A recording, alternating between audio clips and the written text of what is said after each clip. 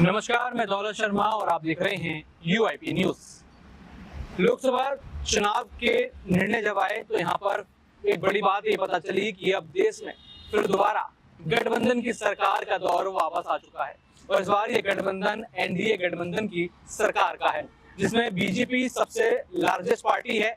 लेकिन बीजेपी के पास उतनी सीटें नहीं है कि वो अपनी बहुमत जमा सके और यहाँ पर पूरी तरीके से बहुमत के साथ अपनी सरकार बना सके। और अब उनको यहाँ पर चंद्रबाबू नायडू और नीतीश कुमार और अन्य अपने दलों का साथ लेना पड़ रहा है और इस साथ के साथ कहीं ना कहीं बड़ा दबाव देखा जा रहा है भारतीय जनता पार्टी पर। वो भारतीय जनता पार्टी जिन्होंने यहाँ पर एनडीए अलायंस होने के बावजूद भी पूर्ण बहुमत यहाँ पर पाया था। पिछले 2 लोकसभा चुनाव देखे जाएं तो यहाँ पर प्रधानमंत्री नरेंद्र मोदी रहे थे, गृह मंत्री अमित शाह रहे थे और काफी बड़े बड़े पद यहाँ पर बीजेपी के नेताओं के पास रहे थे। लेकिन इस बार कहानी इसके उलट है। इस बार कई सारे पद जो होंगे वो एनडीए अलायंस के बाकी नेताओं को, बाकी सांसदों को देने होंगे, यानी मंत्रिमंडल में या फिर कह लीजिए जो बड़े बड़े पद हैं यहाँ पर गृह मंत्री, रक्षा मंत्री और जो बड़ी मिनिस्ट्री हैं उसमें इस बार थोड़ा बदलाव होता हुआ दिख सकता है। लेकिन इन सब के विपरीत एक सबसे बड़ी चीज कही जाती है, जो एक संवैधानिक पद है नेता प्रतिपक्ष, जिसके लिए सबसे ज्यादा जो नाम आगे आ रहा है वो कांग्रेस नेता राहुल गांधी का नाम सामने आ रहा है। और राहुल गांधी हमेशा से ही प्रधानमंत्री नरेंद्र मोदी को कई मुद्दों पर परेशान करते हुए नजर आए हैं। प्रधानमंत्री नरेंद्र मोदी उनके सवालों के जवाब देने से कतराते हैं। भरी संसद में वो चैलेंज करते हैं यहाँ पर प्रधानमंत्री नरेंद्र मोदी को कि आप जवाब दीजिए, लेकिन प्रधानमंत्री नरेंद्र मोदी हमेशा उनसे कतराते हुए नजर आते हैं। लेकिन इस बार क्या सवाल होंगे? जैसे पिछली बार यहाँ पर हमने देखा कि किसानों को लेकर सवाल राहुल गांधी ने पूछा, उससे पहले महिला पहलवानों को लेकर संसद में आके सवाल पूछा, यहाँ पर कई सारे सवाल पूछे, मणिपुर को लेकर सवाल पूछा। जिस तरीके से यहाँ पर चीजें मणिपुर में हुई उसको लेकर सवाल करे, लेकिन जवाब प्रधानमंत्री नरेंद्र मोदी नहीं दे पाए। और इस बार ये संभावनाएं हैं कि इस बार जनता की आवाज बनकर राहुल गांधी यहाँ पर खड़े होंगे। आखिर वो कितने खड़े उतरेंगे, यहाँ पर जनता की बात किस तरीके से रख पाएंगे? जैसे भारत जोड़ो यात्रा उन्होंने करी, जनता से वो मिले, तो क्या इन सबका समीकरण, इन सबका जो भी यहाँ पर निष्कर्ष होगा, क्या वो लोकसभा में रख पाएंगे? ये सब चीजें आज जानेंगे। हमारे साथी आंसू हमारे साथ हैं, उनसे सबसे पहला सवाल करेंगे कि नेता प्रतिपक्ष के लिए राहुल गांधी का नाम सामने आ रहा है, क्या आपको लगता है कि राहुल गांधी इस जिम्मेदारी को किस तरीके से निभा पाएंगे, या फिर कोई और नेता यहाँ पर लगता है कि ये चीज निभा पाएगा, या फिर इंडिया अलायंस में से या फिर खड़गे जो पहले भी थे, क्या वो ये भूमिका निभाते हुए नजर आ सकते हैं, या फिर अगर राहुल गांधी होंगे तो वो किस तरीके से सब चीजों को चलाते हुए नजर आएंगे? अगर हम नेता प्रतिपक्ष को देखें तो राहुल गांधी का नाम बिल्कुल ठीक है, क्योंकि बीजेपी को एक बड़ी टक्कर, एनडीए को एक बड़ी टक्कर मिली है इंडिया अलायंस में। और कहीं जो बीते साल जो भारत जोड़ो यात्रा यहाँ पर राहुल गांधी की रही, अगर इस वक्त हम बात करें तो मोदी सरकार के फेल होने पर ना बात करें, बल्कि फेल होने की वजह क्या थी इस पर बात करें तो ज्यादा बेहतर रहेगा। राहुल गांधी के जो तरीके थे, जिस तरीके से पब्लिक एड्रेस हुई, जिस तरीके से भारत जोड़ो यात्रा में असल में उन्होंने भारत को जोड़ा, मुद्दे जाकर घर सड़क पर जाकर उन्हें समझाया। अगर आप राहुल गांधी की कभी वीडियोस भी देखें तो आप देखेंगे कि कैसे एक ट्रक ड्राइवर के साथ बैठकर वो ट्रैवल कर रहे हैं, बात कर रहे हैं, जिस तरीके से उन्होंने चीजों को रखा।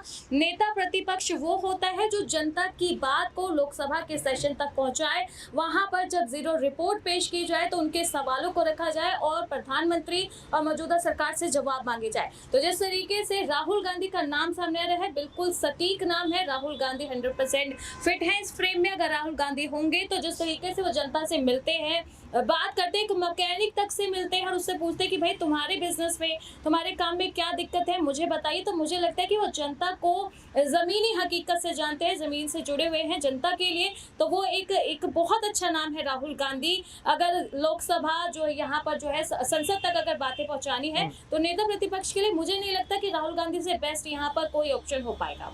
इस बार आपने कहा कि राहुल गांधी से बेस्ट ऑप्शन कोई नहीं होगा, लेकिन मल्लिकार्जुन खड़गे हैं, अखिलेश यादव भी यहाँ पर सामने हैं। वो मल्लिकार्जुन खड़गे पहले भी जिम्मेदारी निभा चुके हैं। तो क्या लगता है कि अगर राहुल गांधी रहेंगे तो क्या इस पे कांग्रेस की छवि पर असर पड़ेगा, उनकी छवि और अच्छी होगी, या फिर अगले आने वाले जो चुनाव हैं, जो दिल्ली में चुनाव आने वाले हैं, हरियाणा में चुनाव आने वाले हैं, तो क्या वो इन सवालों के साथ उन चुनाव को प्रभावित कर पाएंगे? यानी अब हम देखेंगे कि जो बीजेपी का सूर्य उदय जो हुआ था 14 से, क्या वो अस्त होता हुआ नजर आएगा? इसमें राहुल गांधी का बड़ा हाथ होगा? जी बिल्कुल, राहुल गांधी ही कांग्रेस को निखारे हैं। आप महाराष्ट्र में देखो, कांग्रेस की वापसी हुई है सिर्फ और सिर्फ राहुल गांधी की वजह से। और देखा जाए, जैसे कि आपने कहा कि अखिलेश यादव और जो खड़गे हैं वो भी इस रेस में है, तो उनका नाम आगे क्यों नहीं आ रहा? नाम क्यों नहीं आ रहा? क्योंकि आप देखिए कि पीएम मोदी कतराते किससे हैं, किससे कटते हैं, किससे बचते हैं? उनका नाम है राहुल गांधी। राहुल गांधी और पीएम मोदी को लेकर एक स्टेज साझा करने के लिए एक अधिकारी संस्था ने उन्हें कहा था कि आप दोनों एक स्टेज पर आए, जनता को एड्रेस करें और अपने अपने मुद्दे रखें। तो बीजेपी की तरफ से कोई भी जवाब नहीं दिया गया। राहुल गांधी ने रिटर्न में लिख के दिया था, मैं आने को तैयार हूँ, मुझे पता है जनता के मुद्दे क्या है, मैं खुल के बात करूंगा। लेकिन पीएम की तरफ से कोई सफाई नहीं है। इसका मतलब कि पीएम कहीं ना कहीं समझते हैं कि राहुल गांधी बेस्ट है, वो बातों को रख पाएंगे, लेकिन मेरे पास जवाब नहीं है तो मैं क्या दूंगा। तो यहाँ पर जो कंपटीशन देखा जा रहा है वो राहुल वर्सेस यहाँ पर पीएम मोदी हो रहा है। तो इसलिए जो है मेरे को लगता है कि यहाँ पर राहुल गांधी कांग्रेस को निखार रहे हैं। इंडिया अलायंस से अगर ऐसा कोई चेहरा देखा जाए, पीएम की स्पीच में आप देखा जाए, उन्होंने अभी चुनावों से पहले कहा कि इंडिया अलायंस की इतनी सीटें आएंगी जितनी शहजादे की उम्र नहीं। तो अपनी उम्र से तो ज्यादा सीटें ले ही आए शहजादे। तो कहीं ना कहीं उनकी बातें में शहजादे, राहुल गांधी,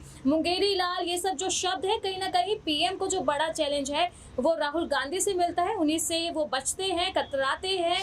और जिस तरीके से कांग्रेस को लगातार यहाँ पर राहुल गांधी निखार रहे हैं, यहाँ पर मुझे तो यही लगता है कि राहुल गांधी ही सबसे यहाँ पर ठीक रहेंगे।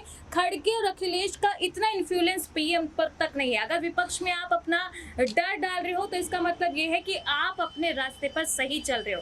तो राहुल गांधी ने जो डर मोदी सरकार और कहीं ना कहीं नरेंद्र मोदी के मन में अपने तरफ से बिठा रखा है, शायद वो प्रभाव यहाँ पर अखिलेश या खड़गे का नहीं है। बिल्कुल, यहाँ पर बात प्रभाव की हो रही है। पिछले 5 साल कई सारे सवाल पूछे, और अगले आने वाले 5 साल राहुल गांधी नेता प्रतिपक्ष होंगे तो कई सारे सवाल पूछते हुए नजर आएंगे। यहाँ पर हमने देखा कि किस तरीके से जब बात पहलवानों की हुई थी तो पहलवानों का सवाल पूछा गया, महिला पहलवानों के लिए, और यहाँ पर बताया गया कि मोदी सरकार कितनी बड़ी यहाँ पर गलती कर रही है, जो कहती है महिला बेटी बचाओ बेटी पढ़ाओ, लेकिन उन्हीं के ही शासनकाल में किस तरीके से बेटियों की आवाज दिल्ली पुलिस द्वारा दबाई गई, किस तरीके से यहाँ पर उनके सांसद के द्वारा ये आवाज दबाई गई, धमकियां दी गई, वो सवाल राहुल गांधी उठाते हुए नजर आए। और अगले 5 सालों में किसानों की बात वो उठाते हुए नजर आएंगे, महिला सशक्तिकरण की बात वो उठाते हुए नजर आएंगे, जिन आरक्षण की बात यहाँ पर कांग्रेस ने अपने चुनावी वादों में की थी उसकी आवाज वो उठाते हुए नजर आएंगे। और जिस चीज की बात यहाँ पर प्रधानमंत्री नरेंद्र मोदी और उनकी बीजेपी ने यहाँ पर जो बात की थी अपने मैनिफेस्टो में, वो बात उठाते हुए राहुल गांधी नजर आएंगे। यानी राहुल गांधी एक बड़ा सशक्त चेहरा यहाँ पर नजर आ रहे हैं। हालांकि आपको बता दें, यहाँ पर अब 9 जून को प्रधानमंत्री के तौर पर फिर दोबारा नरेंद्र मोदी तीसरी बार शपथ लेने जा रहे हैं, जहां पे लग रहा था कि कुछ अलायंस के नेता यहाँ पर दगा कर जाएंगे और इंडिया गठबंधन के साथ हाथ मिला के बड़ी बड़ी सीट लेके जाएंगे, और साथ ही साथ यहाँ पर सत्ता भी बीजेपी के हाथों से ले जाएंगे। लेकिन अभी ये सत्ता बीजेपी के हाथों से जाती हुई दिखाई नहीं दे रही। लेकिन अगर नेता प्रतिपक्ष राहुल गांधी होंगे तो कहीं ना कहीं बीजेपी के नेता थोड़े तो परेशान होंगे, और अपने 5 सालों का हिसाब हर साल हर वक्त उनको देना होगा। बाकी और भी ऐसी खबरें जानने के लिए देखते रहिए UIP न्यूज। धन्यवाद।